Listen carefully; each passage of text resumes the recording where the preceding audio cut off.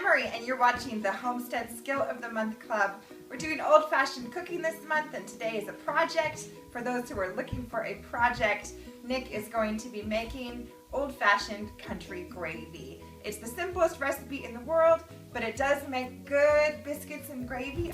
We're not going to do a tutorial of the biscuits, but the recipe is below, and we are doing a tutorial of the gravy. All you need for this is about a ½ pound of ground sausage, and even that is rich. You don't necessarily have to have that much. Recipes like this were designed to stretch your meat stores, so just a little bit of meat will go a long way.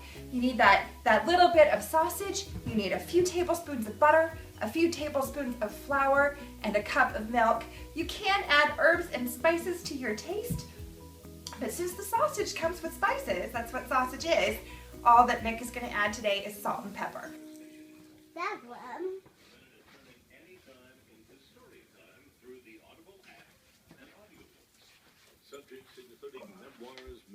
All right, so I just browned my sausage that's going to go in the gravy. So I have a little bit of grease in there. I'm doing about 3 tablespoons of butter. And I left some meaty bits in there so I wouldn't lose the other good stuff. And then when that's mostly melted, I'll put in the same amount of flour, so equal parts of grease and flour. Okay.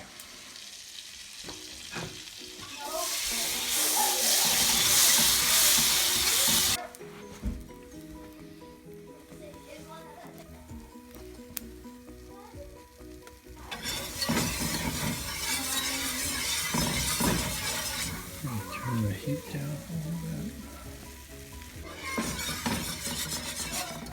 If you haven't made a roux before, it's just a simple and fantastic cooking skill to have in your repertoire. It's generally equal parts fat and flour, a little more fat or a little less flour. It might be good, or equal parts. You just get your pan hot, and once you have your fat nice and liquid, you whisk in that flour, bring it to boiling, and boil it for a couple of minutes. That creates a thickener, which actually can be stored as a thickener and used later. But right now we're using it just right immediately by adding the liquid of our choice. And then that thickener is going to thicken that liquid for us into gravy. You can of course do this with broth. We are choosing for our rich sausage gravy to do it with milk. And I'm eyeballing it on the amount of milk. Probably about a cup or more.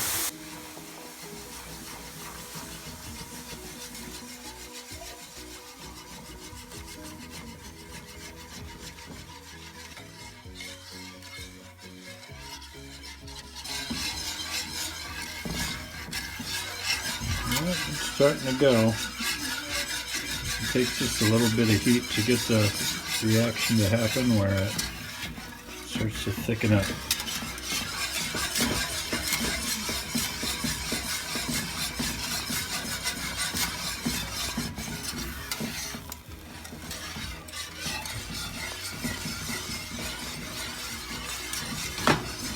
I'm going to stop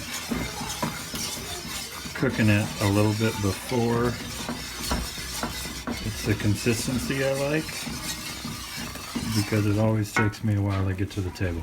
And I put the meat in.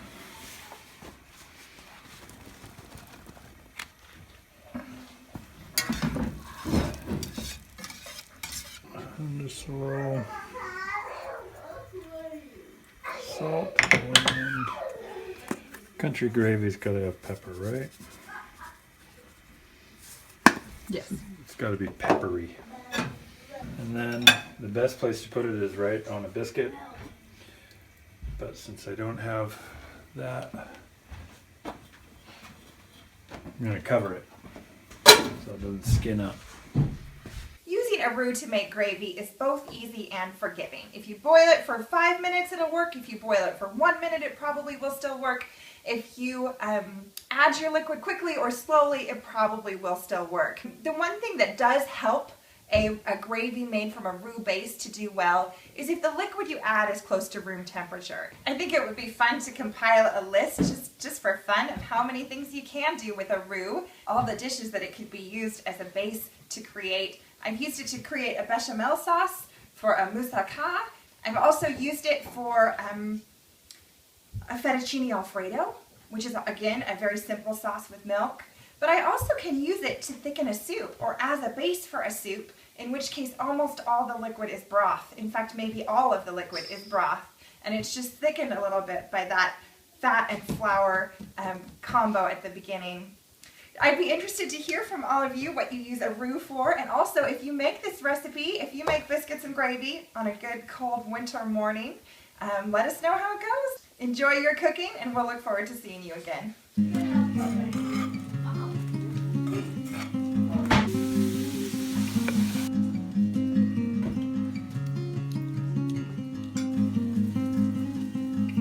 Well, thanks for making sausage gravy with us today. We hope you enjoyed this frugal and efficient recipe in our old-fashioned cooking series, and we'll see you next time.